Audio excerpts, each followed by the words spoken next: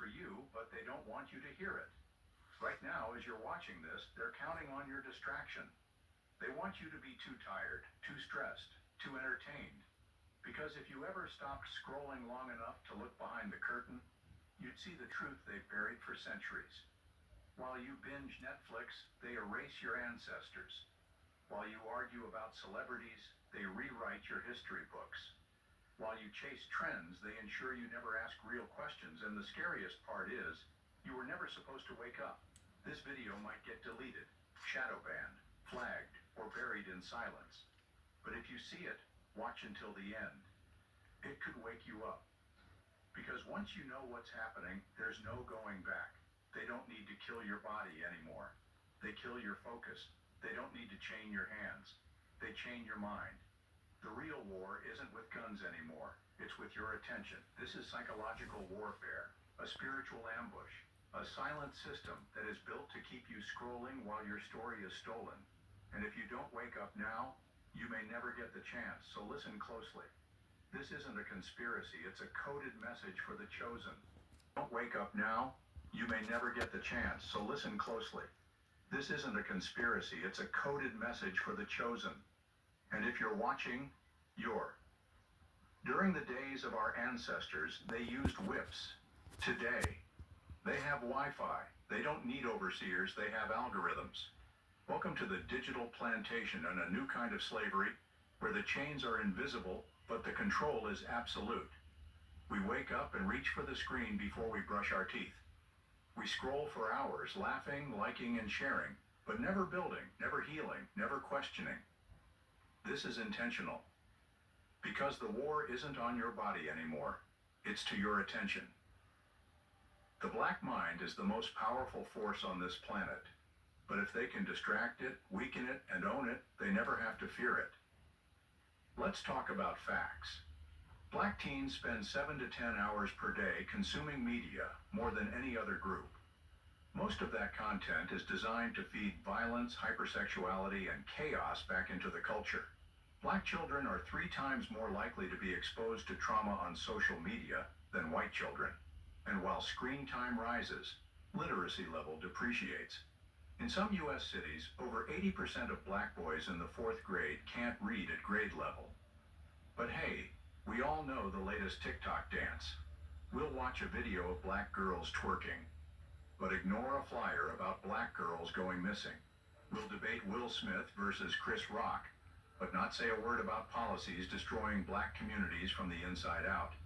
They flood our feeds with nonsense, drama, distractions, false idols, and fake goals. Why? Because if you're entertained, you won't be educated. And if you're not educated, you can be controlled. Every swipe, every click, every second you spend with this system is data. And that data is used for psychological warfare. They study us. They learn what makes us laugh, cry, rage, and lust. Then they serve it back to us in infinite scroll form to keep us stuck in a cycle. And while we're being fed lies, they're replacing us. AI is stealing jobs that once gave black people a path out of poverty. But who's training black kids in tech? Who's giving them access to own the future? They tell you to become a rapper, not a coder. They reward ignorance with virality, and they shadow ban intelligence with silence. This isn't out of the blue. It's a digital form of population control. Because they know if we ever stop chasing clout, if we ever stop glorifying trauma, if we ever unplug from this circus and look inward, we will remember who we are. And once we do that, the system collapses. See, you're not just being distracted, you're being drugged, mentally, emotionally, and spiritually. Your entire feed is designed to keep you numb. Because if you were ever fully conscious, you'd be dangerous, you'd be unstoppable. So ask yourself, why is foolishness always trending, but our liberation never is? Why is your phone filled with filters, but your mind left unfiltered? And why are we being fed everything but the truth? Here's what you need to know. They want your mind, because once they have that, they have everything. So the question is, are you still scrolling, or are you finally seeing? They want you to forget who you are, because if you knew, you'd be unstoppable. So they buried your past, not just under dirt, but under lies. Not just in chains, but in classrooms. And not just by guns, but by silence. From the moment you enter school, you're told your story starts with chains, that you were nothing before slavery, that your ancestors were savages, and Africa was dark, uncivilized, and primitive. But here's what they don't teach you. Before Europe even existed as a civilization, your ancestors were building empires that made the world shiver. Let's go back to the Mali Empire, where Mansa Musa ruled as the wealthiest human being to ever walk the earth. His gold possession was endless, his power was respected, and his influence was global. To the kingdom of Kush and Nubia, where black royalty built pyramids, mastered astronomy, and traded across the ancient world. These weren't tribes running barefoot through the jungle. These were nations with art, politics, mathematics, and medicine.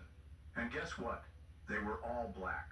But they won't tell you that, because if they told you your roots were royalty, you wouldn't accept life as a slave. They replaced your kings and queens with chains and ships, but even then, the resistance never stopped. They teach you about obedient slaves, but not about Denmark Vesey, who organized a massive slave rebellion in Charleston. Not about Nat Turner, who sparked terror in slave owners by refusing to be silent. Not about Queen Nzinga, who led armies against the Portuguese for decades, refusing to kneel to colonizers. They don't want you to know about Robert F. Williams, who trained black communities to defend themselves with arms before the Black Panthers. Why? Because they want you to be passive, not powerful. And even after slavery ended, the genocide continued quietly, methodically, and deliberately. Did they tell you about Tulsa, Oklahoma, in 1921? A thriving black city that was called Black Wall Street. Doctors, lawyers, business owners, and families were burned to the ground by angry white mobs, aided by the government. Over 300 black men, women, and children were murdered. No justice, and Tulsa wasn't alone.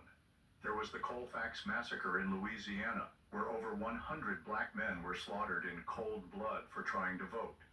Rosewood, a prosperous black town in Florida that was wiped off the map in 1923. Ocoee, Election Day, 1920. Black voters were killed and driven from their homes. East Street Louis, 1917. When hundreds of black workers were murdered in a racial cleansing. These weren't riots, these were massacres, these were acts of war against black progress. But if they taught you that, you might start asking questions. You might start demanding reparations. You might start organizing so they stay silent. But it doesn't end with murder. They've even stolen our ideas. Black inventors gave the world the traffic light, blood transfusion technology, the gas mask, the elevator system, the home security system, amongst many other innovative technological solutions. But how often are they mentioned? George Washington Carver created hundreds of plant-based products that helped transform agriculture. Benjamin Banneker helped map out Washington, D.C., and Dr. Patricia Bath revolutionized eye surgery.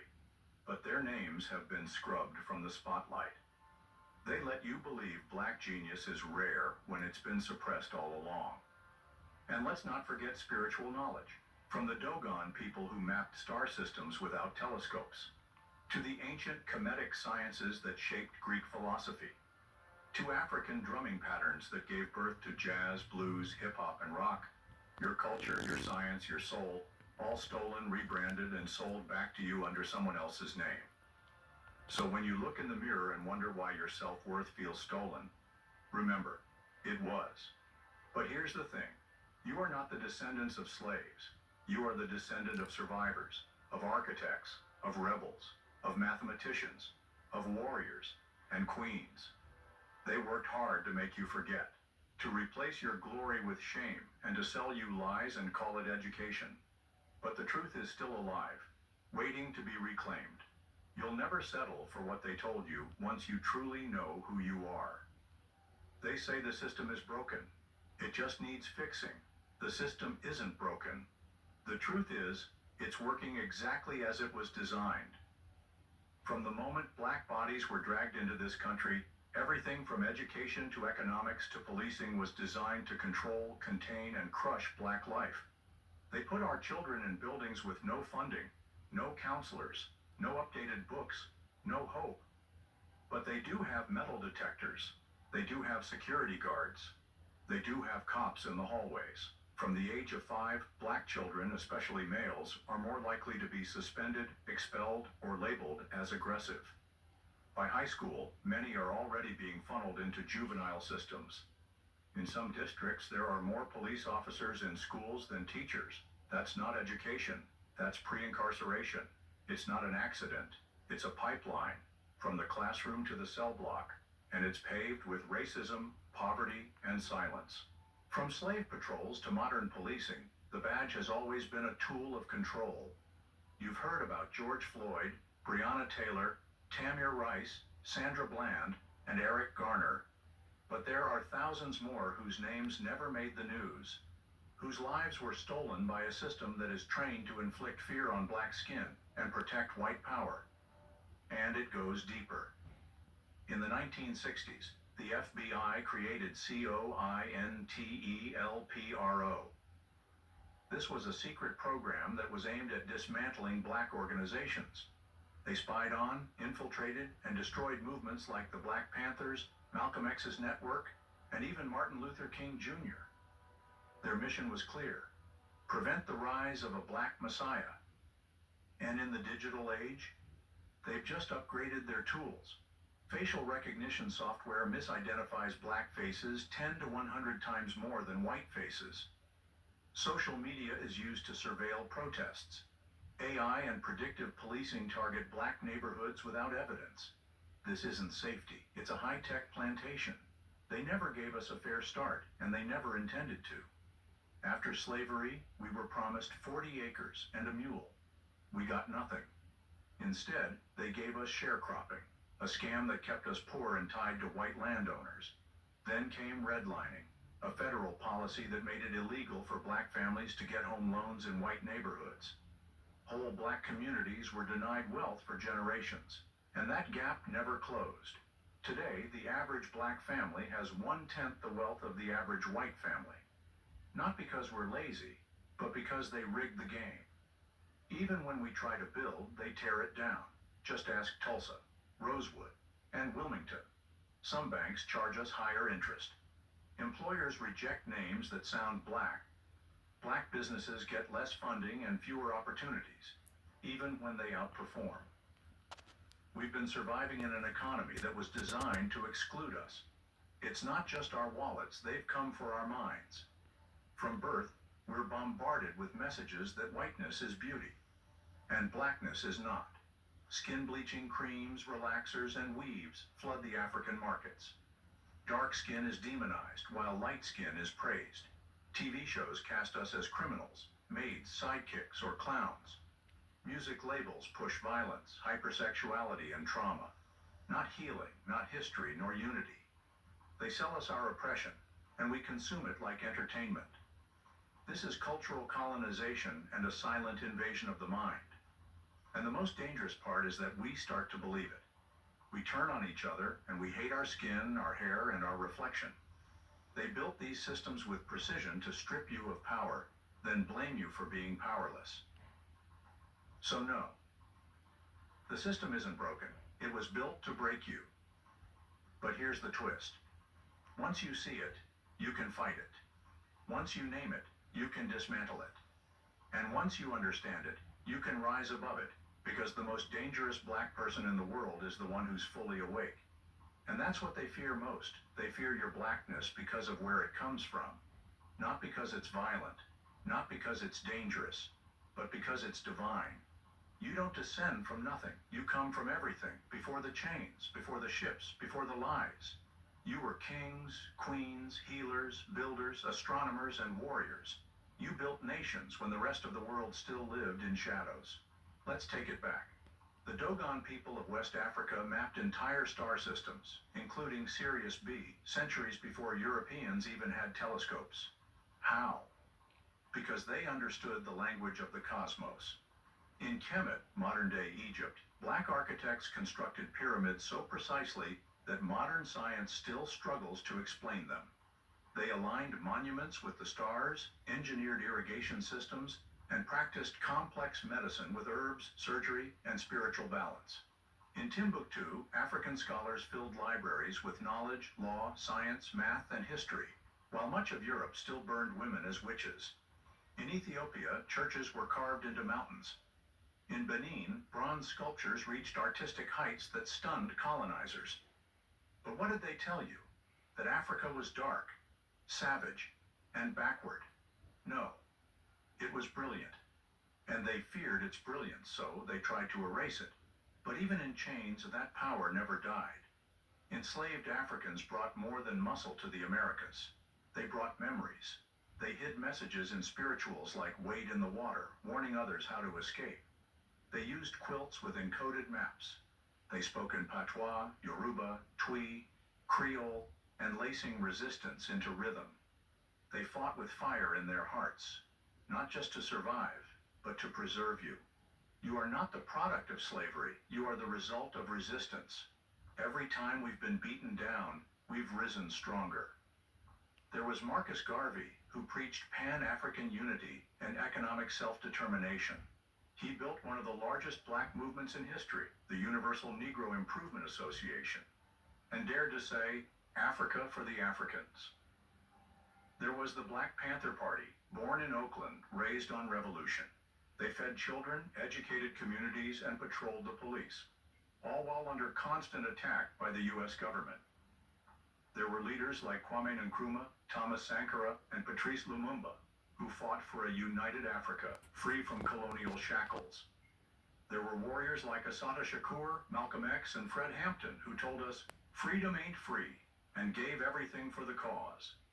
This is your bloodline. You weren't meant to bow. You were born to lead. But the system knows something you might not. If you ever wake up to who you truly are, they can't stop you. So they bury your power under distractions. They make your greatness look like a threat. They tell you to hate your skin, your hair, and your name, because if you ever loved it, if you ever embraced it, you'd tear the whole system down. Your melanin is more than skin. It's a memory, it's magic, it's a legacy, and it's a voice. So remember this. You are the dream of your ancestors. You are the echo of empires. You are the power they never wanted you to reclaim. But now you know. That changes everything.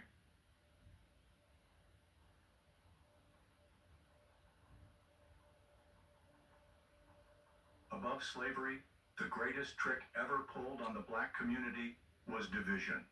Not with chains you can see, but psychological ones. Invisible ropes wrapped around pride, color, class, and culture.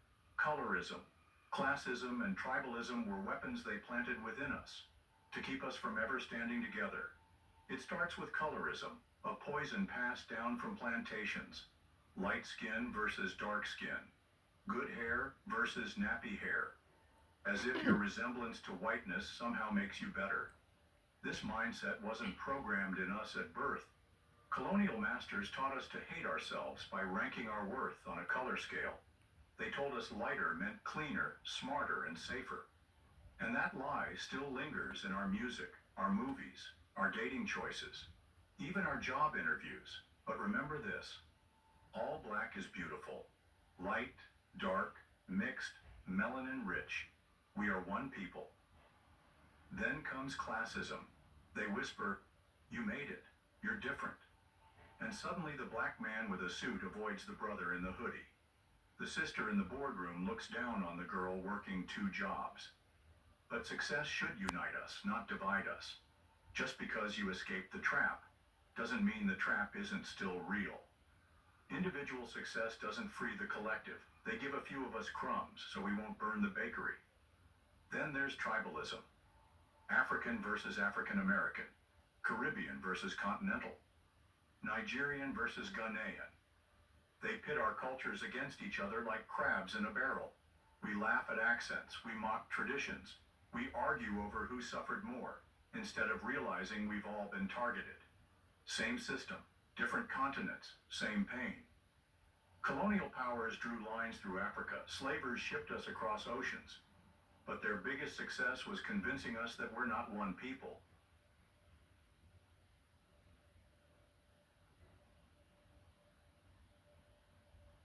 Even in culture, they divide to conquer. The media pumps out images of gangsters, drug dealers, hypersexualized women, and black-on-black violence over and over. But where are the engineers, the healers, and the revolutionaries?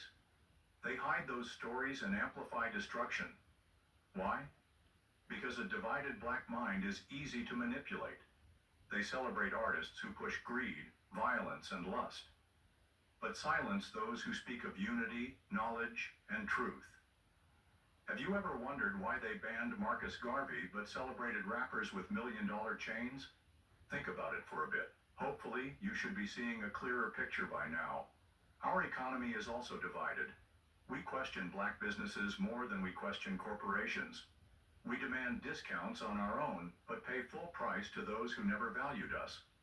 We doubt black leaders, ridicule movements, and argue about who's real, while the enemy watches and laughs. It's all part of the plan. To keep us busy fighting each other, so we never fight the system. That's how the oppressor survives, by planting distrust in every corner of the black experience. The truth is, you are not each other's enemy. The real enemy is the system that made you think so. The only thing more powerful than a conscious black person is a united black people. So stop looking at your brother with a side eye. Stop mocking your sister's journey, and stop feeding the system the division it craves. Because once we link arms across skin tones, classes, flags, and borders, we become unstoppable. And that's the day they fear the most. Waking up is not a moment, it's a mission. It's not enough to know the truth. You have to live it, build with it, and spread it. Because the chains that bind us now aren't made of iron. They're made of silence, of forgetfulness and distraction. The real revolution begins in the mind. Unlearn their lies. Relearn your truth. Start with books they don't want you to read. The Miseducation of the Negro by Carter G. Woodson. How Europe Underdeveloped Africa by Walter Rodney. Message to the Black Man by Elijah Muhammad. The Autobiography of Malcolm X and Destruction of Black Civilization by Chancellor Williams. Connect with African spirituality. Not religion used to enslave you, but the ancestral wisdom they buried. Knowledge is your weapon. Acquire it and use it. Stop begging for a seat at their table. Build your own. Support black-owned businesses. Circulate the dollar within your community. Learn how money works, investing, saving, and ownership. Buy land, learn credit, and build a legacy.